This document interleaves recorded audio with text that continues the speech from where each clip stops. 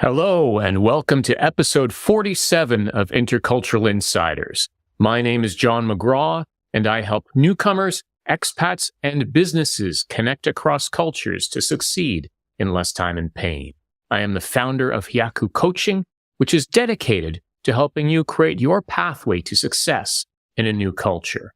The purpose of Intercultural Insiders is to share the stories of people with intercultural experiences. So if you're feeling isolated or lost, you can hear something from the guests' experiences that could help you, even if it's just a reminder that you're not alone. I'm very excited to get into part one of our two-part conversation with Mattias Hallberg. But before we get into that, I would like to share a little bit of news, as I usually do. Last night, I ran a session for the Universidad de Monterrey and Seneca College on intercultural exchange and awareness as part of a collaborative online international learning or COIL project.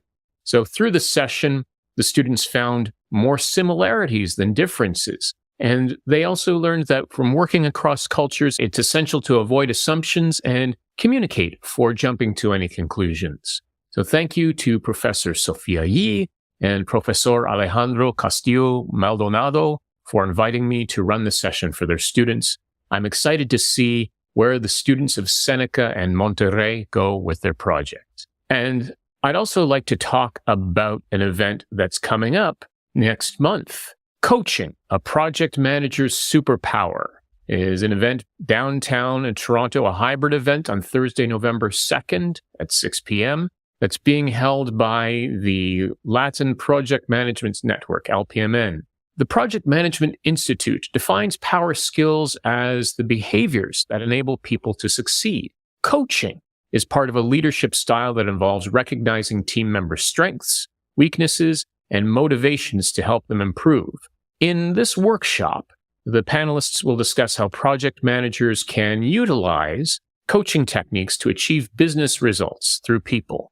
I will be a guest speaker along with my colleague, Dinesh Sharma, who is an HR professional and CEO of Brilliant Minds Group.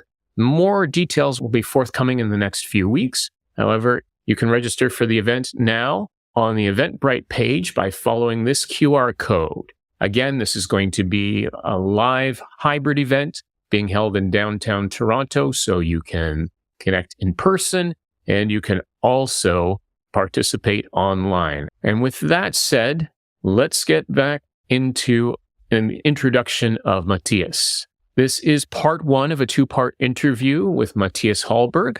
Mattias is an experienced IT executive with a commitment to inclusive environments and high-performance teams. He has a strong background in driving innovation and efficiency through technical expertise, strategic vision, and collaborative leadership. With a focus on employee well-being and psychological safety, Mattias strives to build rapport with his team and create an open feedback culture. Some of the things that we talk about in today's part are the smorgasbord of culture, the idea that you won't know what you truly enjoy unless you try it. Bridging communication gaps. Mattias shares his insights, emphasizing the need for more listening and subtlety in expressing opinions. The art of saving face. Mattias shares a humorous anecdote about a Swedish supplier and a Japanese company, highlighting the cultural nuances of indirect communication and the importance of maintaining trust in relationships. And speaking up in different cultures. We explore the implications of speaking up in different cultures and how it can affect team dynamics. Without further wait, let's get into part one of the conversation with Mattias Hallberg. Mattias, could you please introduce yourself to the audience? Thanks, John. Yes, I'm happy to do so. I've been working in Japan mostly now for about 25 years. I did work for a few global companies, but also Japanese companies. I'd like to share today a bit of my experiences doing so, some of the negative and some of the positive things. I'm now a CTO for Attuned. We provide solutions for companies to improve engagement, motivation, and psychological safety. I know that you have extensive experience to share parts of the world that you've worked in, Europe, Japan, as you mentioned, the Philippines, the US. I'm curious about working in those different environments and, of course, managing with those different cultures. What's one thing in particular that stood out for you? I think maybe it was my short visit working in the Philippines. That was just during the big earthquake we had in Japan, and things here were not really going that well. It was a feeling of high risk every day. The ground was shaking.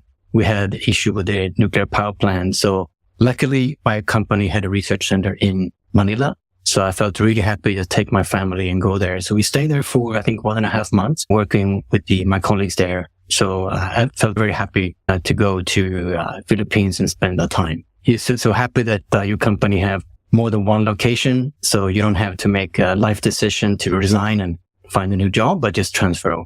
So that was certainly a good experience. Otherwise, I also did work for Caterpillar very temporarily in the state of Indiana, typically manufacturing company. They have, of course, a very famous big company, and that is a very good experience also that I had. I took with me when I worked for a Swedish company, same area, manufacturing, and similar in Japan. So all of those have very similar way of doing business, even though they are very different culture speaking. The Swedish companies are very flat. US companies are more hierarchical. Japanese are more traditional. But all in all, those experiences in that part of the world and in that field has been a good source. I think when I made the transition into IT, there are a lot of knowledge actually I can bring over because I understood the organization where we're using IT. I think many times when we think about cultures, it's easy to focus largely on the differences and see them as a kind of problem to overcome. But I think it's important to recognize both similarities and differences. And based on that, what is the similarity that you would say acts as a foundation for your working and managerial style? I certainly think that listening is quite important. The world culture, like a smorgasbord, there are so many things that you can either like or dislike, but unless you try something, you never know if you like it. And that's the feeling I have when I moved to a new country for work or pleasure. It's that there will certainly be new experiences to make. So that's really where I start looking at the things I like. And if there's something I really don't understand, try a bit and then make an informed decision if I should try to stay away from certain things or learn more about it and start to enjoy it. So I think it just be open, listening and try. I like that analogy that you use of a smorgasbord and just trying out different things. And certainly that openness to try out new things is essential. Could you give a personal example, perhaps trying something new in the business context? It's quite common in the business context that you have to take people out for dinner or lunches and so on. And that's often when you bring your own culture into, let's say, deciding the menu, and you discover then that it's not really possible. It could be many reasons why people don't want to even go to the same restaurant as you want to do, but unless the menu also could be very difficult for them because there's no options. So I think in those cases, you just have to step outside your comfort zone. And for me, that happened once. I had a group of people from India to the seaside in Japan. And of course, Japan is known for its seafood. So that's why I took them there. I thought, and I enjoy fresh sushi, etc. But it turns out that they came from a province where you are not really allowed to eat anything that grows inside the soil because that belongs to their god. And that means onions and carrots and things that is everywhere in Japanese cooking. That was certainly quite a challenge, but also in a sense, positive challenge. You can really make a difference by going into the kitchen, talk to the chef, explaining the situation that you have now a few guests that are not able to eat anything on your menu, nothing at all. So what are we going to do? And just have to work through that. At the end, we have happy people and in a sense, a bit of teamwork. So I think if you just put some effort behind it, it will definitely work out. I appreciate you taking that effort to communicate with the chef to make those adjustments. Yeah, it was one of those pivotal moments that you just have to do something. Otherwise, they will go hungry. There's nothing they can eat, certainly. In preparation for our conversation today, you'd mentioned a number of different dynamics, which are considered in the study of intercultural communication, such as direct versus indirect, high context and low context. Maybe we could explain a little bit about what high context versus low context means for those who might not be familiar with that term. Yes, sure. And the high context communication means that You are supposed to understand the situation around you, and you don't have to fill in all the details. Typically, high context culture will be Japan, I think maybe also China. Low context means that you are very explicit. You explain everything very meticulously. I think the US is a prime example of that, where in the communication, you're very clear on what you mean and you back it up with information. The narrative is very easy to translate, because you just take that text and you translate to another language with the same words. In Japanese, it would be more difficult because you need to bring in the history, the background somehow, and that makes it quite challenging at times. It's necessary to have that cultural knowledge to be aware in certain circumstances. So when it comes to those sorts of dynamics, how have you dealt with and helped to bridge those gaps? I think the written communication normally needs to be low context. Or there's a long thread of messages. You can go back and read what they said before. In an environment where you have these two represented, to have at least some of the conversation written down, I think is very useful. So not just jump on a call and expect everything to go smoothly, but have a bit of text prepared so that people before or after the meeting will be able to understand the full scope of the communication. One thing that I've experienced in my background as an ESL teacher in Japan is sometimes the idea that low context is a superior way of communicating. And I think that comes from a bit of a cultural bias. In your experience, have you found situations where, in fact, taking the high context approach is better? Well, I think it normally requires you to listen a bit more, because you can't just jump into the conversation and say, I know the solution to this, or what you're saying is wrong. So if you try to adapt that way of communicating, you probably need to slow down a bit.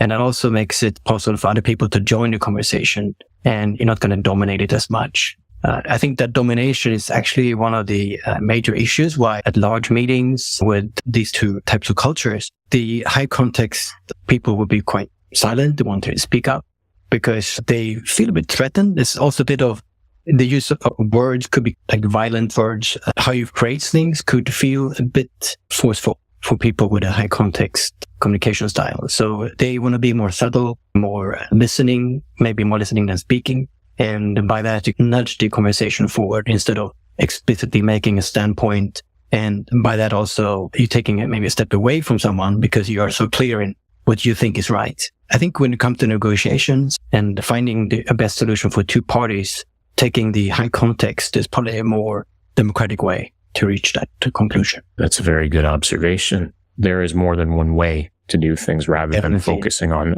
that one way is necessarily superior to another. In fact, when you're working with different cultures, having that adaptability and having that ability to phrase things in a less direct way can help to maintain and grow relationships. In fact, there was one circumstance with some indirect communication that I think you mentioned before about the situation between a Swedish supplier and a Japanese company, something about a delay involved. Yes, that's and a fun story. It's very important in Japan, what I'm living now, is to save face. So if a supplier cannot supply the goods on time, they break the deadline. It's actually also that they break the trust between the two parties. So it's very severe. And often there are people inside the company ordering the goods that have been taking a risk to use a certain vendor. So they don't want this relation to be crushed or any friction to happen because in a sense, their face is also on them.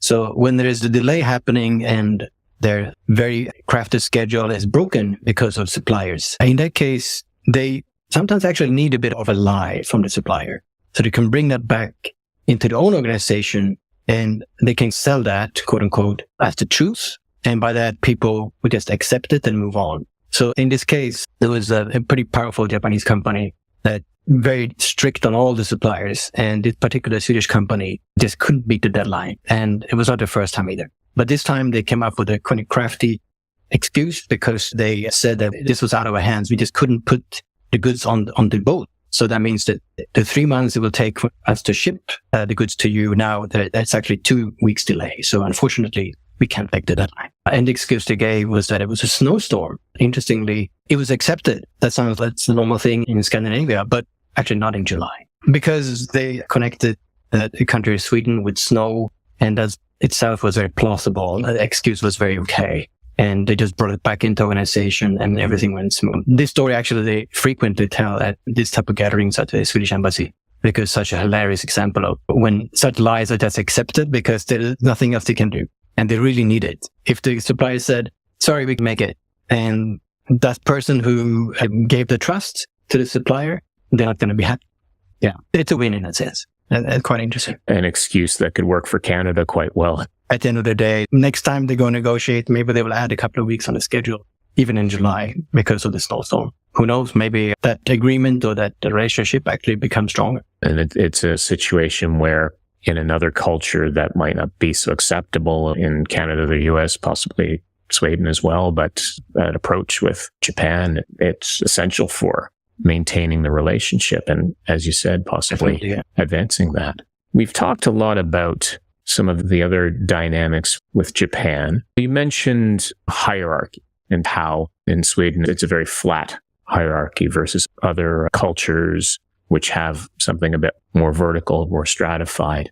What's a way that you have found to bridge those different gaps? It's a very difficult thing to do. If you look at the team level, for instance, it's quite common in the so-called Western world that, let's say, the manager in a team setting says something which is incorrect, that you raise your hand and say, hey, sir or ma'am, what you're saying is incorrect. And they don't feel really that they are as a bad person to bring this to the table. But in Japan, if you do that, it's not just insulting for the manager, but what we understand from our research now into psychological safety is that the team members, they actually are annoyed or feel scared because they're breaking this very delicate balance, and they don't want that. They want to have a very stable and emotionally safe environment. And this person that breaks that, and there's an unwritten rule that you don't do it, is that person who spoke up will actually annoy them more than the manager, because they feel so scared in front of the manager. Okay, the manager lost face.